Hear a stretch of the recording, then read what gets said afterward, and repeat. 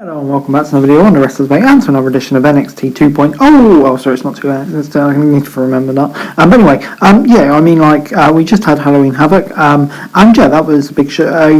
Obviously, all the main tasks defended. Not a huge amount of changes. We got some Leslie, new champ, etc., etc. And we kind of had a tag team show this week. So let's get straight into it. We kicked off with a recap of the Halloween Havoc show before we got into Chance and Carter v Leons and Stark for the women's tag titles. Leons and Carter kicked off the match, and Stark was tagged early with the challengers in control. Kaden got the tag as well and hit a few combination moves before Chance came in the senton. Stark then dodged a kick and managed to roll up Chance before the referee declared that it didn't count since Carter was the legal one after sneaking a tag. The match was restarted and Stark took a big Spanish fly before Leons was tagged in. Leons knocked Chance off the apron before hitting a trademark kick as the splits on Carter, but Katana broke up. Chance then came with a 450 splash on Leons and picked up the W. And yeah, overall this gets a 6 out of 10 from me. I thought it was a relatively decent match. Chance retaining the right decision. Yeah, just a solid match to kick off the show, I suppose, really. I didn't really think there'd be a title change. But anyway, Ilya Dragunov was backstage and said he'll send JD McDonough for home from NXT like we did from NXT UK in the main event. Before we got some short segments from Wesley and Grayson Waller, who said they hosted Halloween. Archer showed up for some reason.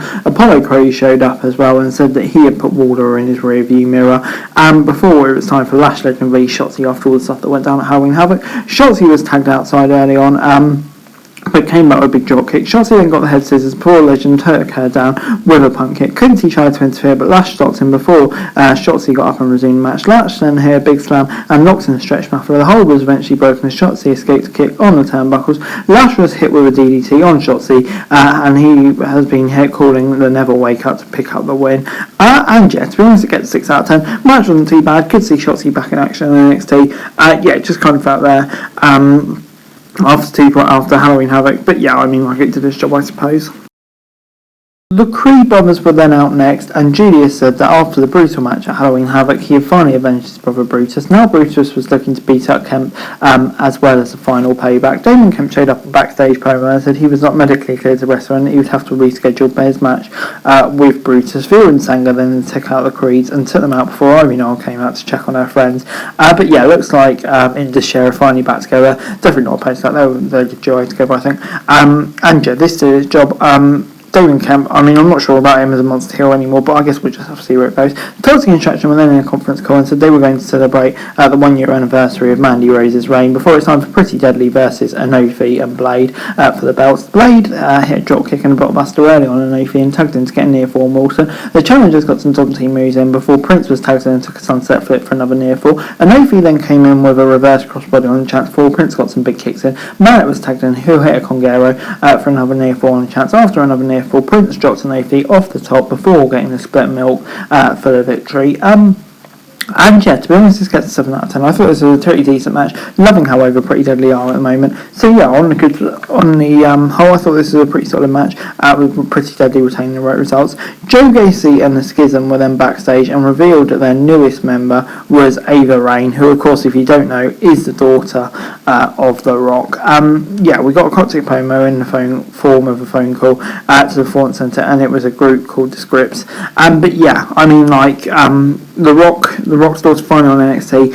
Yeah, good not to mention her at first, I think, but yeah, it'll be very interesting to see how she progresses. But anyway, there's in time for Indy Hartwell versus Soul Rooker, and the newcomer hit a big elbow strike early on, but failed to get a top rope move. Indy then got some there before in the match with a fast northern forearm. Elektra Lopez was then in the ring after the match and attacked both women, and Soul took a powerbomb before Lopez threatened the whole locker room, reminding them that she was back. So yeah, seems like she's getting a singles push on NXT after not being called up to the main roster. Still said she wasn't called up to the main roster, but hopefully it's kind of like Carmelo and Big Cass and Mori situation, something similar like that. But yeah, we'll have to see. I'll give it a 6 out of 10 for now.